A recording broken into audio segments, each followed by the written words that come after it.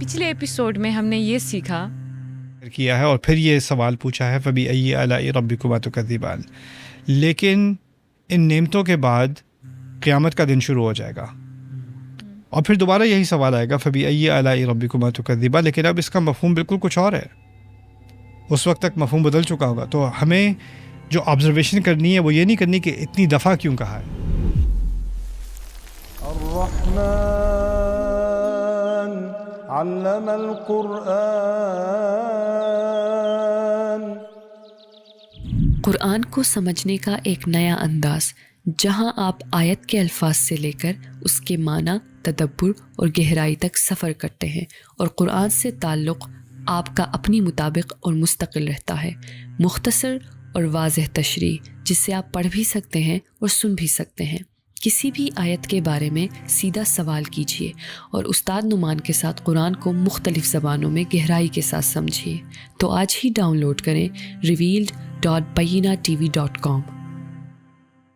استاد یہ جو ورس ہے فبأي آلاء ربكما تكذبان، تو اس میں یعنی اس سے پہلے اگر ہم دیکھیں تو نعمتوں کا ذکر تھا، اس میں یعنی اللہ تعالیٰ کی طرف سے انسانیت کی طرف یعنی اس کے اپنے مخلوق کی طرف جو محبت ہے اس کی جھلک نظر آ رہی تھی. اب اس آیت میں آ کے کیا مطلب آؤٹ آف لو یہ ڈانٹ پڑ رہی ہے یا پھر مطلب ہمیں ڈرایا بھی جا رہا ہے؟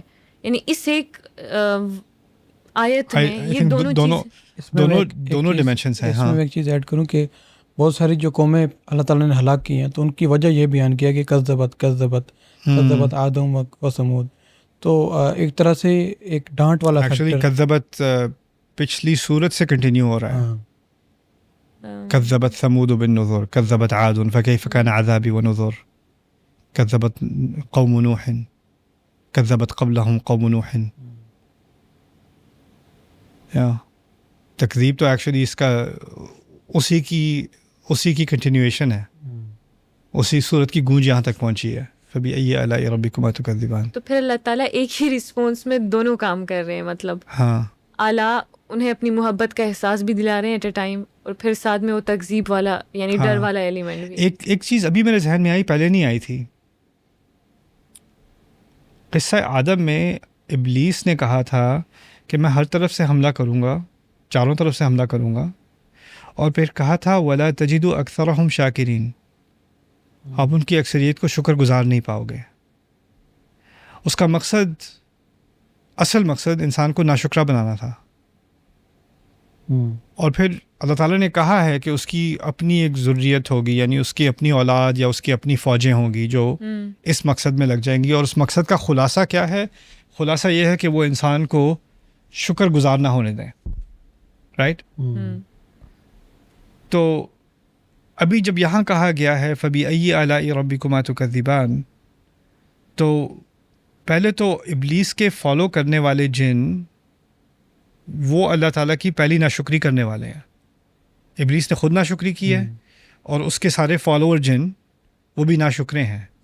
اور اب وہ ناشکرے، ان کا مشن کیا ہے؟ مسلمانوں کو اور انسانوں کو ناشکرہ بنانا. بالکل رائٹ. تو ایک طرح سے ناشکری اور نعمتوں، اور پھر دوسری بات عجیب بات، آدم علیہ السلام کی مخلوق کی گئی ہے، اور قرآن میں جہاں جہاں سجدہ آتا ہے نا وہاں کوئی نہ کوئی معجزہ ہوتا ہے. موسیٰ علیہ السلام نے عصا پھینکی، سجدہ ہوا. یوسف علیہ السلام جو کنویں میں پھینکے گئے تھے اب حاکم ہیں، پھر سجدہ ہو رہا ہے. یعنی ایک معجزے والی بات ہے. عیسائی آ کر قرآن سنتے ہیں، پہلی دفعہ سنتے ہیں، آنکھوں میں آنسو ٹپکنے لگتے ہیں. ان کے نزدیک قرآن جو معجزانہ کلام تھا اللہ کا، جس کا وعدہ کیا گیا تھا، وہ نازل ہو گیا. سجدہ جو ہے نا قرآن میں، اور پھر جو بار بار آتا ہے، اس کا جو سیاق ہے وہ معجزات ہے. ایسی چیز جو صرف اللہ ہی کر سکتا تھا، اللہ کے سامنے انسان بالکل عاجز ہو جائے اور وہ سجدے میں گر جائے. رائٹ. تو اس حساب سے جب آدم کی مخلوق کی گئی تو فرشتوں کو کہا سجدے میں گرو، کیونکہ آدم کی مخلوق ایک بہت بڑا معجزہ ہے اللہ تعالیٰ کا اس روح کی وجہ سے.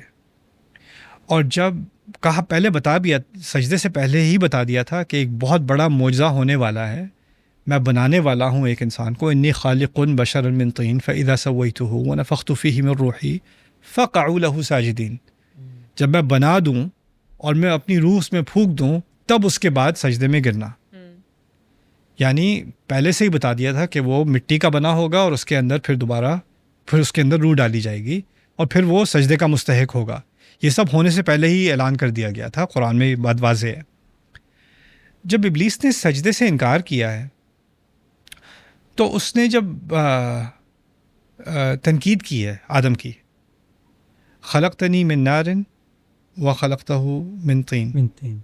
دوسری جگہ کہا اسجد لمن خلقت طینا، میں ایسے کو سجدہ کیوں کروں جس کو آپ نے مٹی سے بنایا. پھر دوسری دفعہ کہا مجھے تو آپ نے آگ سے بنایا، اس کو مٹی سے بنایا. لیکن اللہ تعالیٰ نے کہا واضح الفاظ میں کہا تھا میں صرف مٹی سے نہیں بنا رہا، میں روح بھی اندر ڈال رہا ہوں. جب ابلیس نے تنقید کی تو یہ نہیں کہا کہ میں مٹی اور روح کی مخلوق کو سجدہ کیوں کروں. روح کا اس نے ذکر ہی نہیں کیا، اور اس لیے نہیں کیا، اس لیے اگنور نہیں کیا کہ وہ جانتا نہیں ہے روح کو، اس کو اگنور کر رہا ہے. کیونکہ اگر وہ اس کو اگنور کرے گا تو انسان صرف مٹی کی چیز ہے. اگر صرف مٹی کی چیز ہے تو اس میں اور کتے میں اور ہاتھی میں اور گھوڑے میں اتنا کوئی فرق نہیں ہے. تو پھر وہ تو بہت ساری مٹی کی چیزیں، میں اس کو کیوں سجدہ کروں. تو اس کا جو سارا کلیم ہے نا، وہ کلیم صرف اسی وقت لیجیٹمیٹ ہوتا ہے جب روح کا انکار ہو جائے. روح کا انکار، رائٹ. تو اور میں نے پہلے بتایا تھا کہ روح جو ہے وہ قرآن میں یہ لفظ جو اللہ تعالیٰ نے ہمارے اندر ایک معجزانہ مخلوق ڈالی ہے اس کا نام بھی روح ہے، اور جو معجزانہ کلام نازل کیا ہے اس کا نام بھی روح ہے. وَكَذَلِكَ أَوْحَيْنَا إِلَيْكَ رُوحًا مِّنْ أَمْرِنَا، جو معجزانہ فرشتہ اس کلام کو لے کر آتا ہے، نزل بہ الروح الامین، وہ بھی روح ہیں. تو روح کا ایک خاص مقام ہے قرآن کے اندر. اس آیت میں جب جنات کو جوڑا گیا ہے تکذیب سے، ناشکری سے، ڈینائل سے، وہ کیا ہے کہ آپ کسی چیز کو دیکھیں جو اتنی امیزنگ ہے، اتنی شاکنگ ہے، اور آپ کہیں اس میں کیا ہے، یہی ہے نا. تو کہا آسمان اس میں کیا ہے، قرآن اس میں کیا ہے، ہوا اس میں کیا ہے، اس میں کیا بڑی بات ہے. یہ بات شروع کہاں سے ہوئی تھی؟ ابلیس آدم کے بارے میں اس میں کیا بڑی بات ہے. یعنی اس کی تو پہلی عادت ہی یہی ہے نا کہ اللہ کے جو اتنا بڑا کرشمہ ہے، اتنا بڑا معجزہ، اس کا انکار کرے. اور یہی چیز وہ آدم کو سکھانا چاہ رہا ہے. اور پھر اس سے ایک دوسری بات جو بہت گہری بات نکلتی ہے سامنے، وہ یہ ہے کہ اگر کیونکہ شیطان کا مقصد ہے ہمیں ناشکرہ بنانا، اس کا مطلب یہ ہوا شیطان کا مقصد ہے ہمیں اپنی روح بھلانا. ہم اپنی روح کو بھول جائیں، صرف اپنے جسم کو یاد رکھیں. ہم اپنی مخلوق کے بارے میں یہی سوچیں کہ ہم صرف ایک جسم ہیں، ہم ایک روح نہیں ہے. اس جسم کو غذا چاہیے، اس روح کو غذا کی ضرورت نہیں ہے. اب ان آیات کو دوبارہ اگر پڑھا جائے تو جو پچھلی آیات ہیں اس میں اللہ تعالیٰ نے جو جسم کی ضروریات ہیں ان کا ذکر کیا، بالکل، اور ان کو اس طرح سے فالو کرو کہ روح کی ضروریات پوری ہوں. وَأَلَّا تَطْغَوْا فِي الْمِيزَانِ وَأَقِيمُوا الْوَزْنَ بِالْقِسْطِ وَلَا وہ اسپرچول نیڈ ہے، رائٹ، وہ روحانی مسئلہ ہے. کیونکہ اگر آپ میزان میں خرابی کرو گے، کھانا پھر بھی کھا سکتے ہو، غذا پوری پھر بھی ہوگی، پھل پھر بھی مل جائے گا، رائٹ. اللہ نے دونوں کو کمبائن کیا ہے.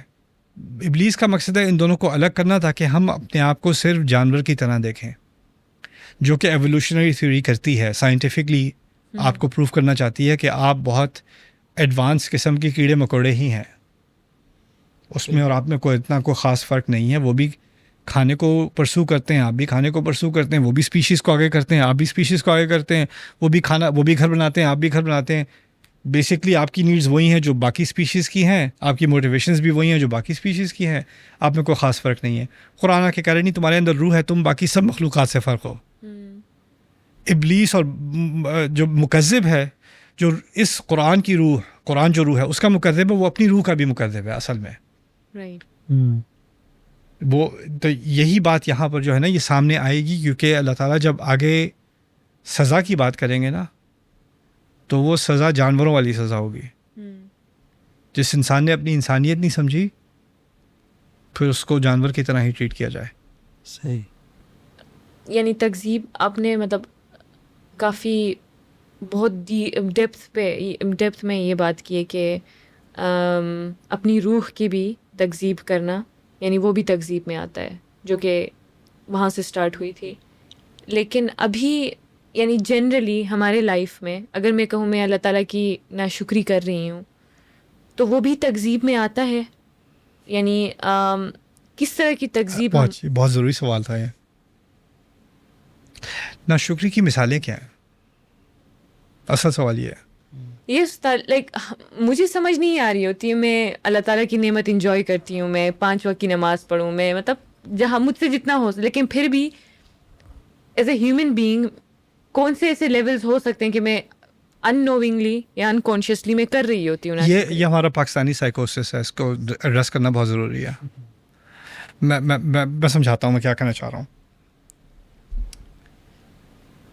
اعملوا آل داؤد شکرا, اللہ تعالیٰ کہتے ہیں داؤد کے گھرانے شکر پر عمل کرو, شکر کو عملی شکل دو. اعملوا شکرا, اشکرو ہوتا ہم کہتے ہیں شکر کرو. اعملوا شکرا, کام کرو جو شکر ہو, وہ کام کرو جو شکر ہو. اعملوا شکرا, عجیب تعبیر ہے قرآن کی کہ شکر ایک پریکٹیکل چیز ہے. بالکل. شکر صرف ایک فیلنگ نہیں ہے, شکر صرف الفاظ نہیں ہے, شکر ایک عمل ہے. وہ عمل کیا ہے؟ جب اللہ تعالیٰ نے مجھے کوئی نعمت دی ہے اور میں اس نعمت کا وہ استعمال کر رہا ہوں جو اللہ تعالیٰ کی ہدایت کے تابع ہے, اور میں اس نعمت کے ساتھ نہ اپنے اوپر نہ کسی اور کے اوپر زیادتی کر رہا ہوں, تو میں شکر کر رہا ہوں. وہ شکر ہے. وہ اصل میں شکر پر عمل کرنا ہے, عملی شکل ہے اس کی. اگر کوئی انسان حلال طریقے سے کمائی کر رہا ہے, رائٹ, اور وہ حرام کی طرف نہیں جا رہا, تو وہ اصل میں وہ حلال کمائی جو کر رہا ہے نا, وہ شکر کر رہا ہے. وہ اگر وہ یہ کہے میں نے آج سارا دن الحمدللہ, ہر 10 منٹ بعد میں الحمدللہ نہیں کہا اور میں نے اللہ تعالیٰ کی شکر گزاری نہیں کی, تو پتہ نہیں میں شکر گزار ہوں کہ نہیں ہوں. وہ ڈفرینٹ لیول ہے شکر کا. لیکن کیا وہ شکر گزار ہے؟ ہاں. کیوں؟ کیونکہ وہ اللہ تعالیٰ کے احکام کے تابع ہے, وہ اس کے تحت کام کر رہا ہے. اسی طرح اللہ نے مجھے کوئی ٹیلنٹ دیا ہے یا تمہیں کوئی ٹیلنٹ دیا ہے, اور میں اس ٹیلنٹ کو یوز کر رہا ہوں تاکہ میں زیادہ سے زیادہ خیر لا سکوں, بھلائی کا کام کر سکوں. Maximize use of the talent. اس کو میں ری انویسٹ کر رہا ہوں, اس کو میں لیوریج کر رہا ہوں. یہی شکر ہے, یہ اصل میں شکر ہے. ہمارے ہاں کیونکہ ایک میں نے نوٹ کیا ہمارے دیسیوں میں جو ہماری اسپریچول لائف ہے نا, اسلامی لائف, اس میں سیلف ڈاؤٹ بہت ہے. تو ہمیں اپنے اوپر اعتماد نہیں ہے. ہم 2-3 اسمپشنز ہیں ہماری. ایک اسمپشن ہے میں اچھا ہوں ہی نہیں, میں تو اچھا انسان نہیں. آپ ماشاء اللہ بہت عظیم شخصیت ہیں, میں بس آپ دعا کریں میرے لیے. ہر دوسرا دیسی جو ملے یا تو آپ کو وہ شیطان بنا دے گا یا آپ کو پوپ بنا دے گا, کوئی انسان نہیں بنائے گا, رائٹ. تو ایک یہ ہے کہ ہماری اس کا سائیکالوجی سے تعلق ہے. اصل میں اللہ تعالیٰ نے ہمیں شروع سے نا عزت دیا, وَلَقَدْ كَرَّمْنَا بَنِي آدم. اللہ نے عزت دی ہے انسان کو. ہم شروع سے انسان کی عزت لے لیتے ہیں بچپن کی عمر سے. تمہیں کچھ نہیں پتا, اللہ بڑا خفا ہوگا, تم بڑوں کے سامنے بات نہیں کرو, چپ بیٹھو, تم چپ کرو, تم یہ نہیں کرو, تم وہ نہیں کرو, میں جو کر رہا ہوں غلط کر رہا ہوں. بچہ بیٹھا ہے, ایسے کیوں بیٹھے ہو؟ بچہ کو گلاس اٹھا کے گرا دو گے. پتہ ہے بچہ گلاس کیوں اٹھاتا ہے؟ وہ پھینکے گا اس لیے اٹھاتا ہے. وہ پتہ ہے کیوں پھینکے گا؟ وہ سیکھ رہا ہے کہ کیا ہوتا ہے پھینکنے سے. ابھی وہ فزسسٹ ہے, ابھی وہ ایکسپلورر ہے, اور وہ پھینکنے لگے گا, میں اس کو روکوں گا, پھر اس کو پلاسٹک کا کپ دوں گا, اچھا یہ پھینکو, اور وہ پھینکے گا, پھر دوبارہ اٹھاؤ، پھر پھینکو، اور پھر وہ پانی ڈال کے پھینکے گا، میس بنائے گا، پھر میں اس کے ساتھ بیٹھ کے اس کو صاف کروں گا. میں اس کو سکھا رہا ہوں. اگر بچو کیا کر رہے ہو، بچپن سے آپ نے کیا سکھایا ہے؟ کبھی نئی چیز ٹرائی نہیں کرنا، کبھی کچھ ایکسپلور نہیں کرنا. تم کرو گے تو غلط ہی کرو گے، تم کرو گے، تم ہاتھ لگاؤ گے تو خراب ہی ہو جائے گا، تم چپ ہی بیٹھے رہو، تم یہی تمہارے لیے بہتر ہے. اگر کوئی کام کر بھی لے، اچھا کو داخلہ مل گیا یونیورسٹی میں، اچھا پتہ نہیں کیسے کیسے کو داخلہ دے دیتے ہیں آج کل، تمہیں بھی مل گیا، اچھا. یعنی یہ ہمارا تعریف کرنے کا طریقہ ہے. یہ نائس والوں کی بات کر رہا ہوں میں، رائٹ. اور ہمیشہ پٹ ڈاؤن کرنا، نیچا کرنا. بچوں سے پیار کیسے کرتے ہیں ہم ہمارے کلچر میں؟ چھیڑنا، تنگ کرنا، نوچنا، زبردستی بٹھانا، ڈرانا. اب میں تمہیں لے کے جا رہا ہوں، کسی کے گھر جاؤ گے، اچھا ہم تمہیں رکھیں گے، اب تم گھر نہیں جا سکتے واپس. اور وہ جب بچہ ڈسٹرب ہو جائے، رونے لگے، تو سارے ہنسیں. یعنی سائیکولوجیکل ٹارچر ہماری انٹرٹینمنٹ. بچے کو آپ برباد کر رہے ہو سائیکولوجیکلی، لیکن چلیں شکر ہے آپ انٹرٹین ہو گئے. ہمارا پورا کلچر نا وہ اس طرح ہے کہ ہم VIP ہیں اور بچے ہماری سروس میں. وہ اچھا ادھر آؤ، اچھا یہ گانا سناؤ، اچھا آپ قرآن پڑھ کے سناؤ، چلو سناؤ، فوراً سناؤ. کتنے لوگ میرے پاس آتے ہیں، سر آپ کی بہت ویڈیوز دیکھی ہیں، یہ میرا بچہ ہے، اچھا چلو فاتحہ، بچہ نروس ہو رہا ہے، سناؤ. کیا کر رہے ہو؟ یہ میری انٹرٹینمنٹ کے لیے ہے بچہ، تمہاری انٹرٹینمنٹ کے لیے ہے.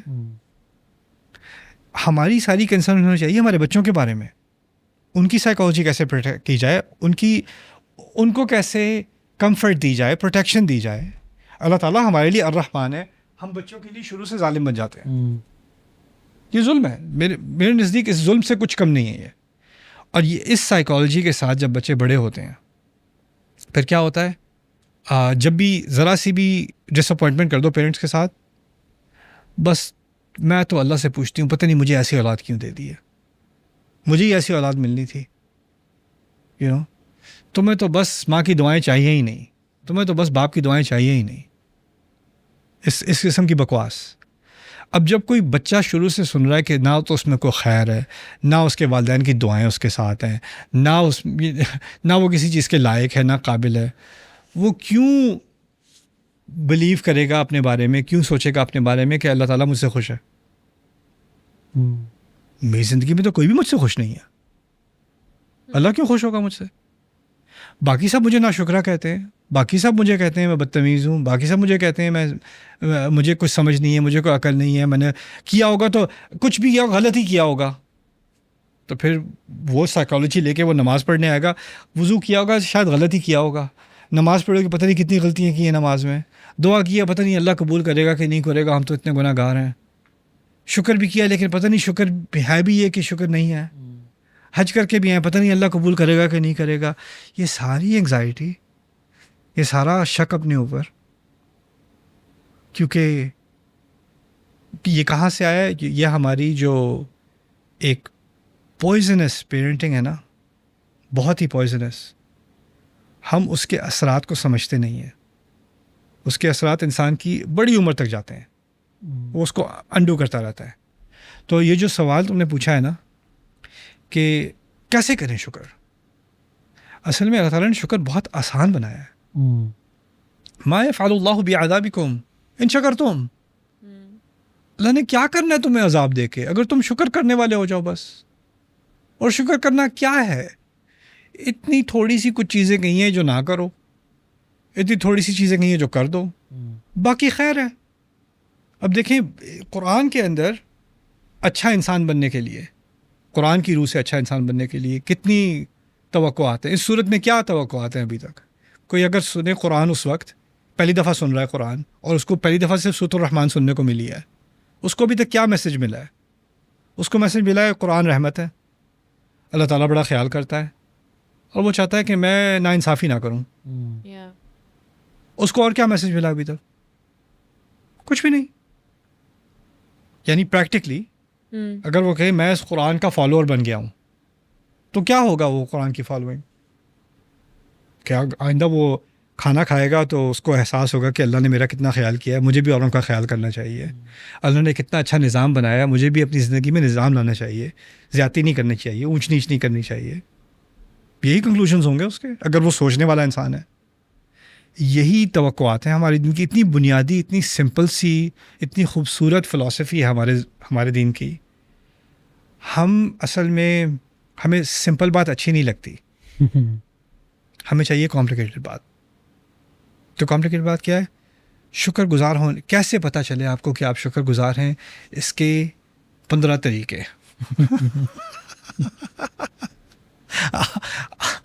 ان 15 طریقوں کے نہ ہونے سے پہلے قرآن آپ کو بتا رہا تھا بہت آسان زبان میں کہ شکر کیا چیز ہوتی ہے, کس چیز کا نام ہے.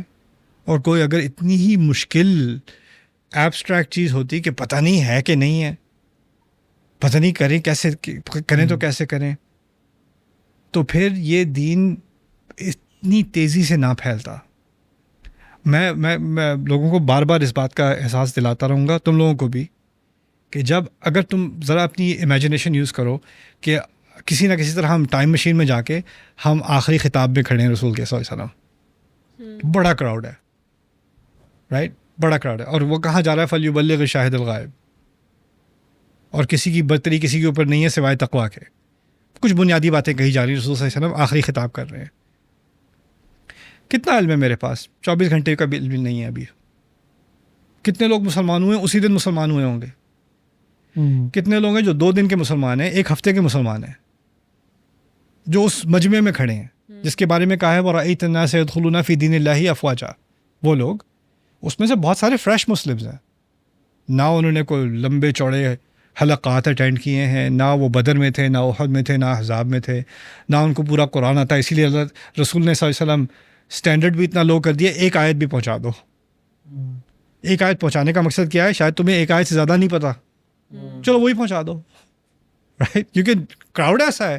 وہ جو رسول صلی اللہ علیہ وسلم کے کلوز قریبی صحابہ ہیں نا, مہاجرون اور انصار, وہ تو اس وقت میرا خیال ہے 1% بھی نہیں ہوں گے, جتنا بڑا وہ کراؤڈ ہے.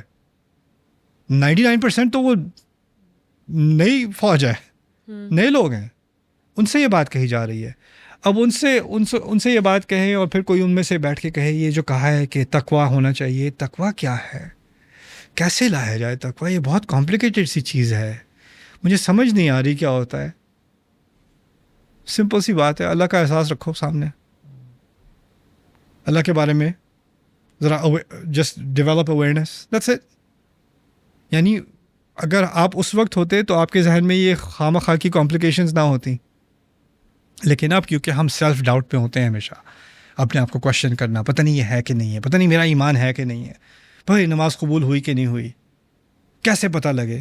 شاید نہیں پتہ لگے گا, آپ کوشش کرتے رہیں. ما کان اللہ لیطلعکم علی الغیب, رائٹ.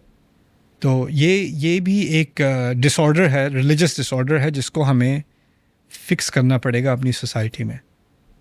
اس کو نہیں فکس کریں گے تو اس کے مسائل, اس سے بہت بڑی مشکلات پیدا ہوئی ہیں ہماری سوسائٹی میں. اتنا اللہ کی رحمت پہ ایمان نہیں ہے.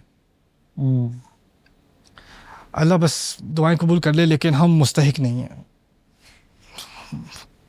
ہم کر تو رہے ہیں دعائیں, لیکن پتہ ہے کہ بس ہے ہمارا کیا ہونا ہے.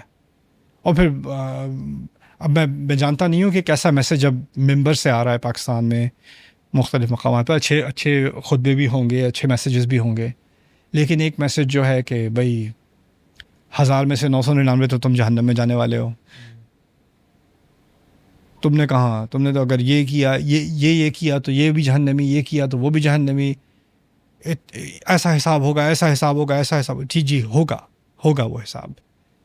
لیکن آپ اتنی قرآن کی اتنی ساری باتوں کو اگنور کر کے آپ ان چیزوں کی طرف جا رہے ہیں جہاں سے آپ جہنم کو بہت ہی آسان بنا رہے ہو اور جنت کو بہت ہی مشکل بنا رہے ہو. اور میں نے دیکھا ہے لوگوں کے نیریٹیوز میں یا تو جنت بہت ہی آسان ہے یا جنت بہت ہی مشکل ہے. قرآن نے نہ جنت کو بہت آسان بنایا نہ جنت کو بہت مشکل بنایا, سیدھا سادہ ہے. دیکھو یہ ریکوائرمنٹس پوری کر لو, جنت کے راستے پہ جا رہے ہو, سمپل. اسی لیے یہاں فبأي آلاء ربكما تكذبان میں کوئی کمپلیکیشن نہیں ہے. یہ نعمتیں اللہ کی ہیں, ان کا صحیح سے استعمال کرو, میزان کو خراب مت کرو, اللہ کو یاد رکھو, سمپل. اگلی قسط میں ہم انشاءاللہ سیکھنے جا رہے ہیں. اور کفر اور تکذیب ایک ہی سکے کے دو جانب ہیں, دو سائڈز ہیں. تو اور استکبار کا لفظ اصل میں جو دو چیزیں ہیں نا, ایک تو آپ حقیقت کو ڈینائی کرو, اور پھر اس کو جیسے ابھی ہم بات کر رہے تھے, ایک دفعہ آپ نے ڈینائی کر دیا تو آپ غلط ہیں, اور اپنی غلطی کو چھپانے کے لیے استکبار ہوتی ہے, پھر آگ بھڑکتی ہے.